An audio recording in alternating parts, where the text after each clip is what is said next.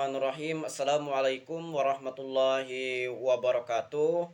Halo semuanya, perkenalkan nama saya Jumadi dengan NIM 2015-043 dari kelas PKPI 5B. Di sini saya akan memaparkan materi inti dari artikel yang telah saya buat pada tugas pertama mata kuliah praktikum bimbingan kelompok yang pengamunya yaitu Ibu Puri Handayani. Di sini yaitu layanan bimbingan kelompok terhadap disiplin belajar siswa. Di sini yaitu pengaruh layanan bimbingan konseling kelompok disiplin belajar siswa di SMA Negeri 1 Airgas. Di sini ada 5 poin yang akan kita bahas. Yang pertama itu ada definisi bimbingan kelompok, terus ada bimbingan kelompok dalam pendidikan karakter, terus ada disiplin dalam pendidikan, tahap-tahap layanan bimbingan kelompok, terus teknik-teknik layanan bimbingan kelompok dalam penelitian ini. Abstrak yaitu tujuan penelitian ini untuk mengetahui seberapa berpengaruh layanan bimbingan kelompok terhadap disiplin belajar siswa di SMA Negeri 1 Aigegas di Kabupaten Bangka Selatan.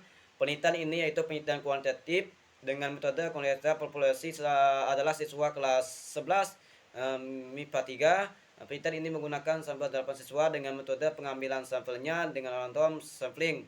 Hasil penelitian ini menunjukkan bahwa layanan bimbingan kelompok terhadap etika siswa di SMA Negeri 1 Aigegas, layanan bimbingan kelompok penelitian ini berhasil diharapkan dan terlihat juga antusias siswa kelas 11 dalam mengikuti layanan ini dari awal hingga akhir. Relevan dengan temuan ini, maka konselor untuk menerapkan peranan bimbingan kelompok dengan teknik diskusi kelompok secara terus-menerus dan terjadwal serta terencana dengan baik agar siswa juga mendapatkan informasi dan pemahaman yang baik tentang pentingnya disiplin belajar dalam kehidupan, terutama dalam dunia pendidikan dan dunia kerja untuk modalnya di masa yang akan datang. Bimbingan kelompok. Bimbingan kelompok, apa pengertian dari bimbingan kelompok? Bimbingan secara etimologi berartinya bantuan, bimbingan atau dukungan, namun tidak semua bantuan bimbingan atau dukungan dimaksud untuk konteks bimbingan. Bantuan bimbingan atau perorangan dimaksud dalam konteks yang sangat psikologis. Kelompok adalah kumpulan individu yang mempunyai bermacam-macam masalah dan membutuhkan bantuan dari orang lain yang dipercayai serta memiliki tujuan yang sama. Dalam hal ini untuk menyelesaikan masalah-masalah masing-masing. Jadi bimbingan kelompok berarti pemberian dukungan, bimbingan dan dukungan yang diberikan kepada sekelompok orang atau siswa dengan tujuan tertentu. Penekanannya adalah pada bimbingan preventif, pencegahan yang berarti proses membantu individu atau kelompok atau klien untuk membantu penyelesaian masalah. Bimbingan kelompok dalam pendidikan karakter. Bimbingan kelompok merupakan suatu cara untuk memberikan bantuan kepada individu atau siswa melalui kegiatan kelompok. Bimbingan kelompok juga dikatakan sebagai sarana untuk menunjang perkembangan optimal masing-masing siswa yang diharapkan dapat mengambilkan manfaat dari pengalaman pendidikan ini bagi dirinya sendiri. Seorang guru yang sangat diperlukan di sekolah yaitu konselor, karena pada saat ini banyak ditemukan siswa yang memiliki karakter yang kurang terhadap lingkungan sekitar, baik dari lingkungan di rumah, sekolah maupun di masyarakat. Untuk membantu mengembangkan karakter siswa tersebut tentu menjadi tantangan besar bagi guru BK, karena tentu saja banyak rintangan dan hambatan, dan membantu mengembangkan karakter siswa tentu perlu pendekatan khusus terhadap siswa. Cara tepatnya memberikan layanan informasi pada siswa yang mengetahui tentang bimbingan dan konseling. Konselor sangat diperlukan untuk dapat membantu dan menangani permasalahan siswa yang mandiri dan terarah dan menyelesaikan masalah yang sedang dialami. Karakter yang perlu dikembangkan yaitu sopan santun terhadap orang tua dan lain-lain. Maka dari itu dalam mengembangkan karakter pada siswa perlu dilaksanaan layanan bimbingan kelompok supaya siswa mampu memecahkan masalahnya dengan kelompok itu baik dari bidang karakter maupun di bidang lainnya.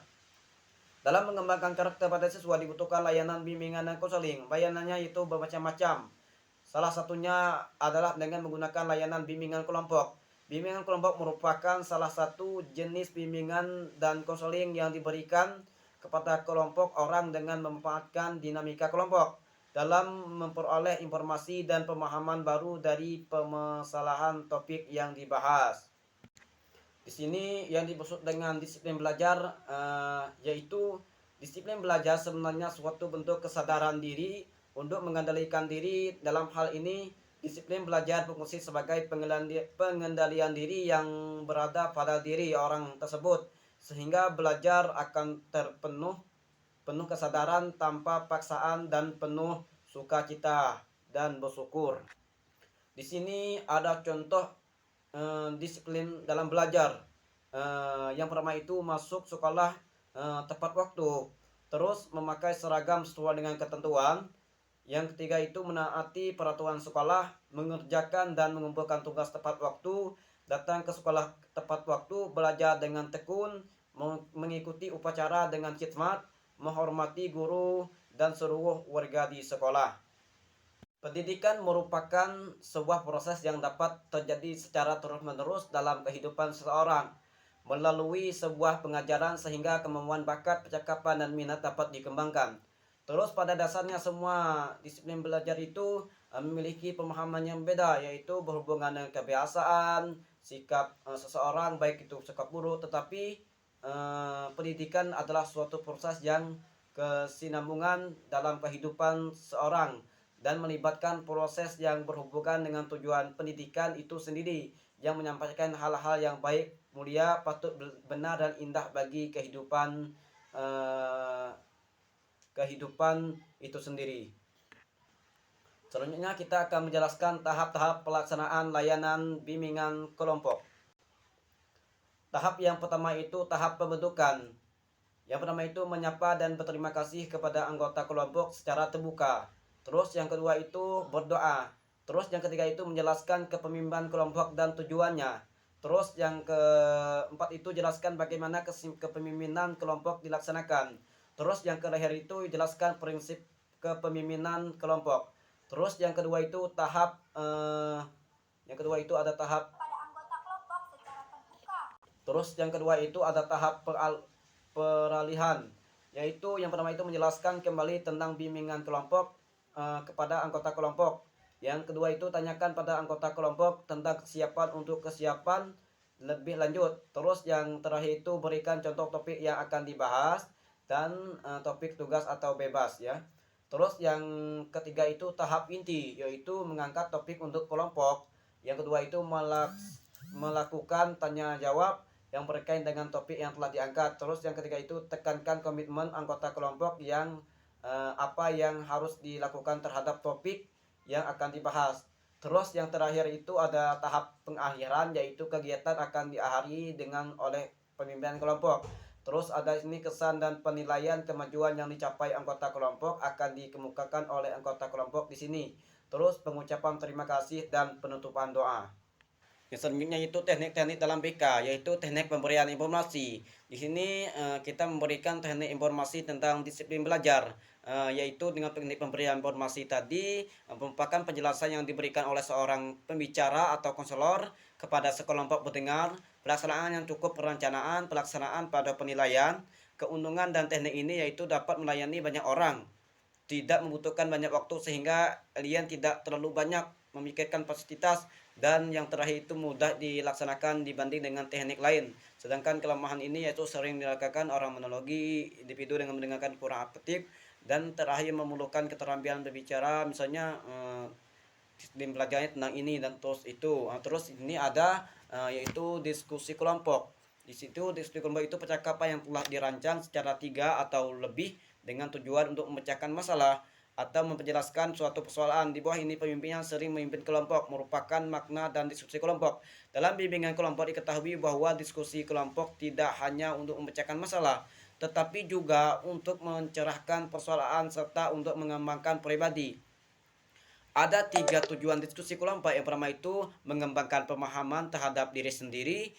mengembangkan kesadaran tentang diri sendiri dan mengembangkan pandangan baru mengenai hubungan antar manusia.